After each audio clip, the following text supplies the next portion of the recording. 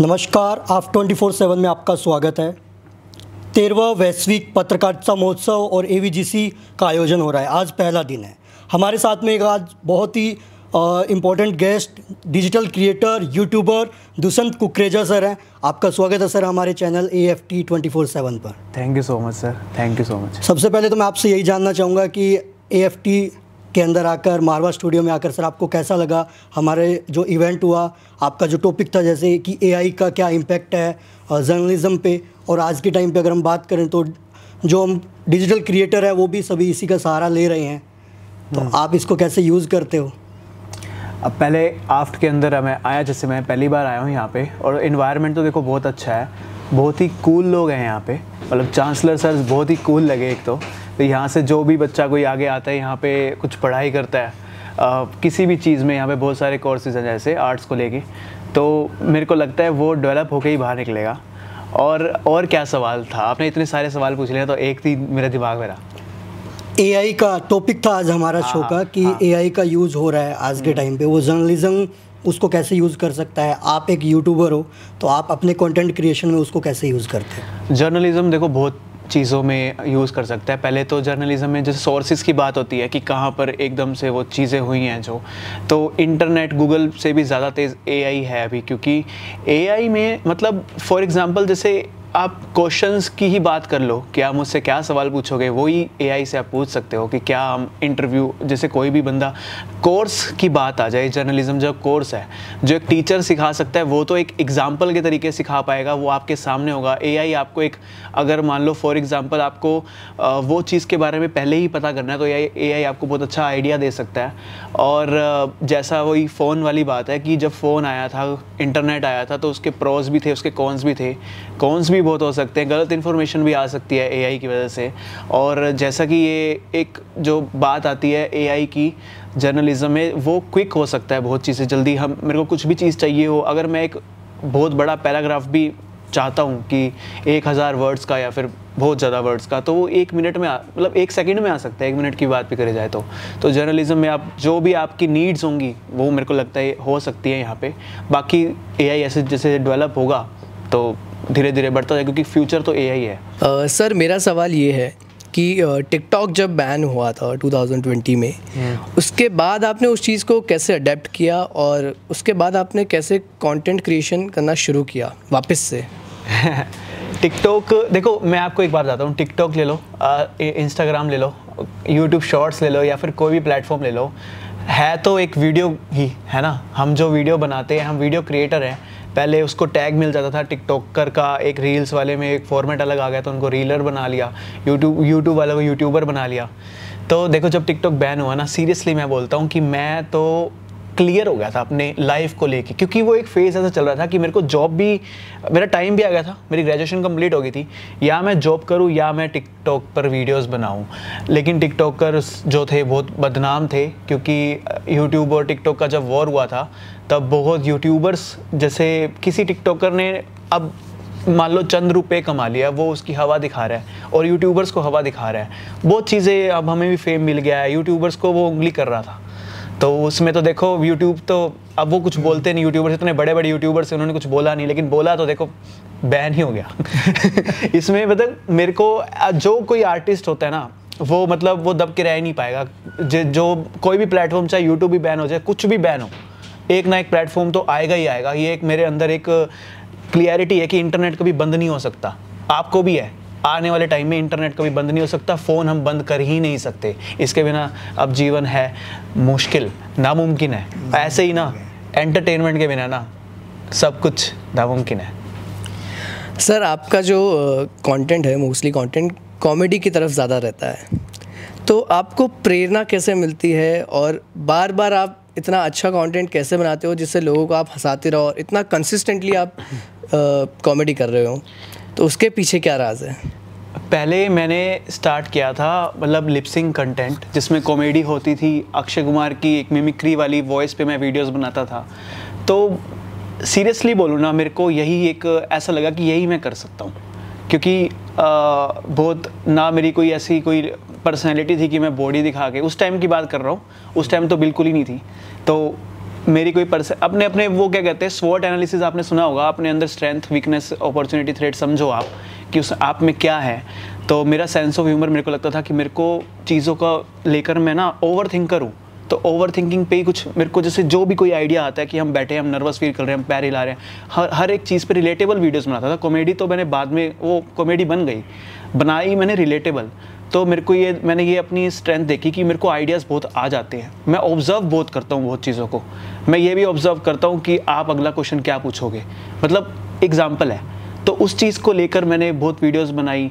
मैंने जो कॉलेज में मैंने स्टार्ट किया था, लोग लिपसिंग पे ऐसे ट्रांजिशन वीडियोस बनाते थे, वो भी मेरे को अच्छी लगी। और धीरे धीरे करते करते मेरे को एक जेठालाल और दया, आपने वो सुना होगा, तारक मेहता का उल्टा चश्मा, तो मैंने और मेरी बहन ने वो स्टार्ट किया। और वो टिकटॉक पे इतना वायरल हो गया था कि हम गुजरात में बहुत फेमस हो गए थे और कहते थे कि आप जब भी आओगे हम आपको जेठालाल से मिलवाएंगे। हम इसीलिए, यही मोटिवेशन थी, हम करते थे।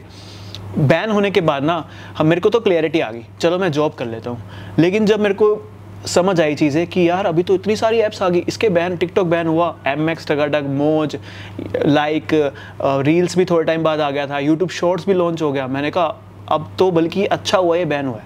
उस टाइम पे तो हर क्रिएटर अलग अलग ऐप को प्रमोट कर रहा था। मोनोपोली का मतलब समझते हो कि पूरी मोनोपोली टिकटॉक के पास थी। उसके बैन होने के बाद बहुत सारी चीज़ें आ गई और जिससे क्रिएटर्स को ही फ़ायदा हुआ। क्रिएटर्स को उन्होंने बल्कि सैलरी दी। पहले जो 20,000 भी नहीं कमाते थे, अब वो 2 लाख कमाने लग गए थे उस टाइम पे, क्योंकि क्रिएटर ने एक होल्ड, मोनेटाइज नहीं था ना टिकटॉक।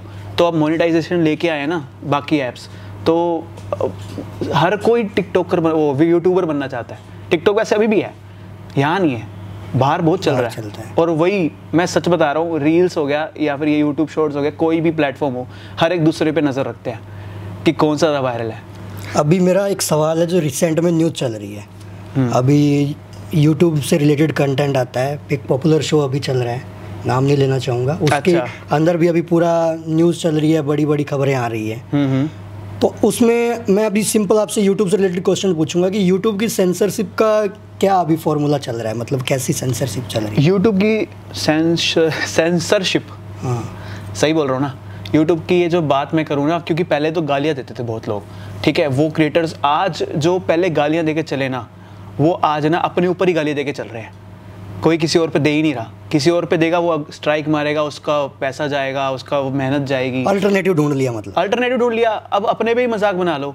अब कोई भी देखो, जेन्युइन कोई चीज़ है, आप अगर एक पर्सनैलिटी को ढूंढते हो, आप उस पर रोस्ट कर रहे हो या फिर बहुत चीज़ें आप कर रहे हो, उस पर वो बहुत एलिगेशन लगा देता है सामने से, क्योंकि ये देखो अलाउड नहीं था, पहले से ही अलाउड नहीं था, एक्शन अब लिया गया है। अगर आप देखा जाओ, नियम की जो बात होती है, जो उसके क्या कहते हैं हम, टिकटॉक के जो एक चीज़ होती है ना कि इतने सारे प्रोसीजर्स हैं या फिर ये उसके रूल्स हैं, रेगुलेशंस हैं, उसको फॉलो करना, कम्युनिटी गाइडलाइंस कह रहा हूँ मैं, तो वो चीज़ को देखा जाए तो पहले से ही ये अलाउड नहीं है। हम किसी पे रिएक्ट कर सकते हैं, लेकिन पब्लिक को ये नहीं बता सकते कि ये चीज़, ये भाई इसको छोड़ दो, इसको ये मत करो, उसको वो मत करो। तो वो बहुत ही जो चीज़ थी, वो यूट्यूब की बात मैं करूँ तो बहुत ज़्यादा गाइडलाइंस इतनी ज़्यादा स्ट्रिक्ट हो गई हैं कि अगर मैं किसी चीज़ के गलत मैसेज दे रहा हूँ ना, कि आप मॉल में जाके एक लाइफ हैक है, इस टी-शर्ट को आप फ्री में कैसे लेके आ सकते हो, इस पर भी एक्शन हो सकता है, क्योंकि बहुत लोग फिर यही करेंगे और जिससे एक गलत मैसेज जाएगा। हमें लगता है कि हमने एक चीज़ को क्रैक किया है, लेकिन आप वो क्राइम बता रहे हो, दूसरों को आइडिया दे रहे हो, तो फिर वो चीज़ें भी हैं। गाइडलाइंस तो फॉलो करनी पड़ेगी आगे जैसे बढ़ना है। तो अब अगर हम बात करें अर्निंग्स की, जो कि इंटरव्यू से पहले आपने मेरे को मना किया था कि अर्निंग्स मत पूछना, लेकिन मेरा सवाल ये है कि एक यूट्यूब प्लेटफॉर्म और एक इंस्टाग्राम जैसा सोशल मीडिया प्लेटफॉर्म, उन दोनों प्लेटफॉर्म में क्या डिफरेंसेस होता है पे आउट में, और क्या शॉर्ट्स ज़्यादा अर्निंग देती है या फुल लेंथ वीडियो ज़्यादा अर्निंग देती है, या इंस्टाग्राम में जो शॉर्ट लेंथ वीडियोज़ बनाते हैं वो ज़्यादा अर्निंग देती है कंपेयर टू शॉर्ट्स? सबसे पहले तो मैं आपको बताता हूँ, मैं ना ऐसा इंसान हूँ जो सेफ़ चलता है हमेशा, सेफ़। मेरे को जल्दी वायरल नहीं होना था शुरू से, वो तो मैं हो गया, लेकिन मैं चाहता नहीं था कि इतनी जल्दी भी होऊं, क्योंकि जैसे ही कोई पॉपुलर होता है ना, सब उसके पीछे बढ़ते हैं धीरे धीरे, और उस पर उल्टे केसेस हो जाते हैं। वो आपको पता है कौन कौन कैसे कैसे यूट्यूबर्स हैं, वो मतलब मैं उनका नाम भी ले सकता हूँ चाहे, लेकिन एल्विश का नाम लेता हूँ मैं। तो उस पर देखो एकदम से वायरल होना ना बहुत ज़्यादा खतरनाक भी है और बहुत ज़्यादा बढ़िया भी है। और क्या होता है, जो उसने काम बहुत पहले करे, ठीक है, वो सामने आ गई, जबकि मान लो फॉर एग्जांपल मैंने कोई बहुत पुरानी क्या पता कुछ कम्युनिटी गाइडलाइंस के खिलाफ मैंने कोई वीडियो बना दी हो, मेरे को याद नहीं है कौन से प्लेटफॉर्म पे हो, वो आज सामने आ जाएगी मेरे एकदम से पॉपुलर होने पे। तो आपका एक बार सवाल रिपीट कर दो। मेरा सवाल ये था कि यूट्यूब पे जो अर्निंग होती है और इंस्टाग्राम पे जो अर्निंग होती है, उन दोनों में क्या डिफरेंस होता है और किस में ज़्यादा अर्निंग होती है? ज़्यादा अर्निंग यूट्यूब में होती है, इंस्टाग्राम में भी होती है, लेकिन अब डिपेंड करता है कि आप इंस्टाग्राम से कैसे आप पैसे, देखो जो मोनेटाइजेशन की बात करूं, मैं जो वो जो बात कर रहा था, सेफ जर्नी की बात कर रहा था, तो उसमें मैं ये कहना चाहता हूं कि मुझे ना ऐसा लगना चाहिए कि मेरी हर मंथ जो मैं वीडियो बना रहा हूँ ना उसका मेरे को पे आउट मिलता रहे, ठीक है, चाहे मैं प्रमोशंस करूँ या ना करूँ।